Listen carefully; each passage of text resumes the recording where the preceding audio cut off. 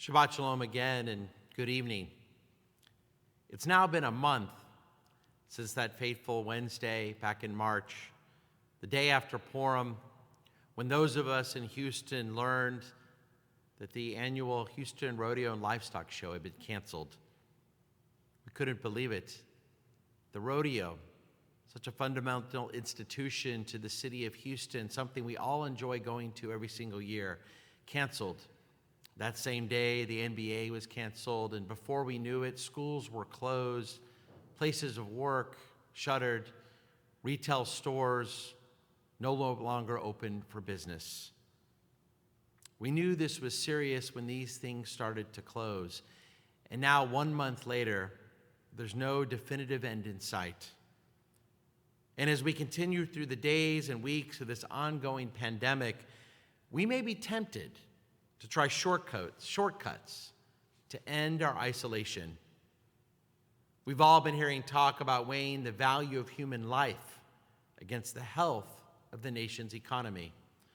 Some have suggested that lives should be sacrificed based on the perceived quality of those lives.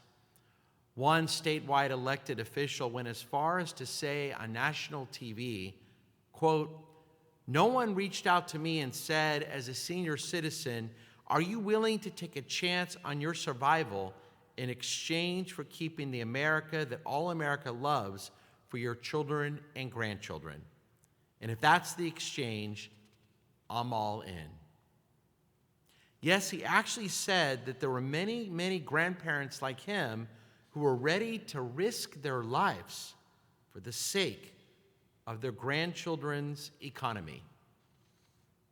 After speaking to many other grandparents, I don't think he really asked a lot of other grandparents. He didn't really ask a lot of them about their desire to remain alive. They all told me that, unlike this elected official, they were certainly not willing to sacrifice their lives. And I have a strong hunch millions of older Americans do not want to put their lives on the line in order to prevent short-term economic hardship. For example, the Texas Alliance for Retired Americans wanted this elected official to know that they were not ready to follow after him. They may be old, but would very much like the chance to get even older. I think many of them would like to stick around and see how their grandchildren get through the looming recession, maybe even lend their own support. Not only were this elected official's comments disgraceful, they were also not based on facts. COVID-19 can also seriously affect our young. According to numbers published by the CDC earlier this week, 21% of deaths and 48% of ICU patients in the United States have been under the age of 65. Regardless, my friends, Judaism is a culture that values its elders as fountains of wisdom. The Haggadah that we read Wednesday night and Thursday night instructs us, "And you shall tell your children." Tell your children why this night is important, why this story matters. Our parents and our precious grandparents have always been there to teach us about Judaism and to teach us about life through their values, through their examples, and through their stories. It was hard enough for many of us not to have the physical presence of our older members at our Seders this year. But now, too many of our elders could physically be in danger. I believe we owe it to them to do everything we can to protect them. Yes, of course, it's true that putting our economy on hold is causing untold suffering for people in this country and around the world. Social distancing and shelter-in-place initiatives are hugely disruptive. People who need to be working and who could not work from home are suffering. I'm getting calls from people in need. More and more of you know someone who has lost a job or someone whose salary has been severely reduced. It is bad out there. But no matter how bad it is, each human life, no matter the age, is still more important. A generation ago, the novelist Wendell Berry told us that the great challenge of our time would be whether we would see life as a machine or as a miracle. The same is true now. If we are willing to sacrifice other people's lives, what does that say about us, our priorities, our values? As theologian Roger Moore recently wrote, the value of a human life should never be determined on a balance sheet.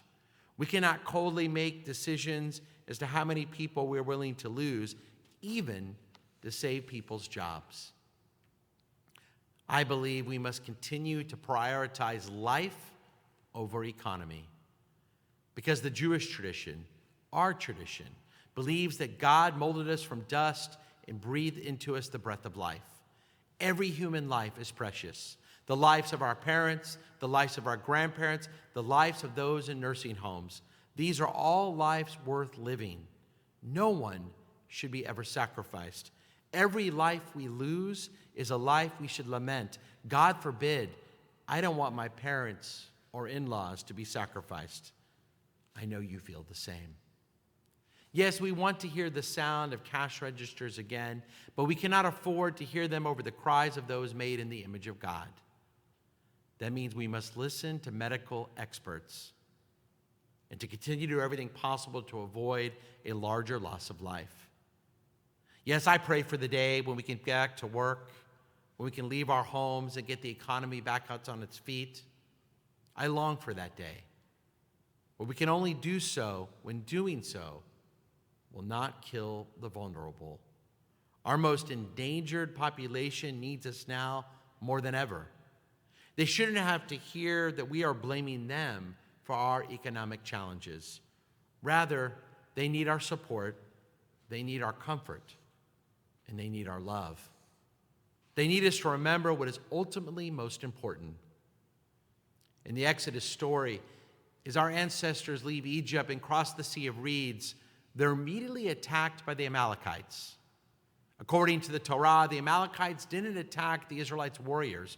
Rather, they attacked from behind. At the end of the line, they preyed upon the weak, the needy, the children, and the elderly, because they considered them the least important, the easiest to prey on, the easiest to kill. According to the Jewish tradition, the Amalekites became the model for other enemies of our people, including even the Nazis. Why? Because like other enemies of our people, they've always attacked the weakest and the elderly, those most vulnerable, the innocent. But Judaism has always been about the opposite. Like any good religion, our tradition is about protecting the needy, protecting the defenseless, protecting the elderly, because our faith has always been about seeing godliness in everyone. This year, our Seder tables were smaller. Many of us did miss the physical presence of parents or grandparents. But let us remember, it's easy to take people for granted when you see them all the time. Maybe by missing them, we realized even more how important they are to us. Caring for the older members of our society is an essential Jewish ideal which we honor at Passover. If we come out of these pandemic times with greater compassion for them, that would be the greatest silver lining of all. And now our cantor will lead us in a very special song that reminds us of the importance of taking care of our older members of our community.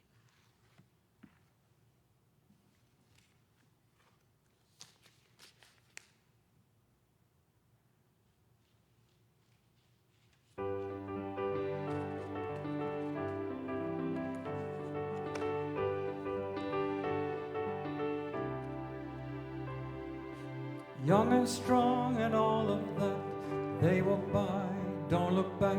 They didn't seem to notice you were leaning on a cane.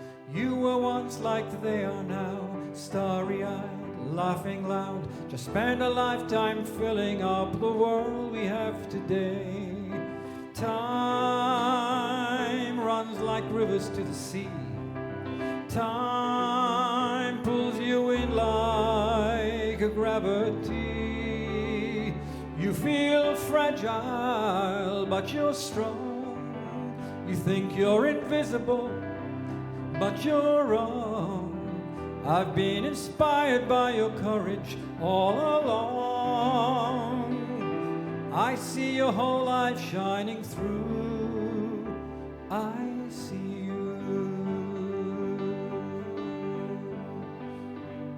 After all the years you've lived, given all you've had to give, folks call you senior now as if that were your name. You built cars in factories, saved us all from tyrannies. After all your eyes have seen, your world has stayed the same. Time runs like rivers to the sea. Time pulls you in like gravity. You feel fragile, but you're strong. You think you're invisible, but you're wrong. I've been inspired by your courage all along. I see your whole life shining through. I see you.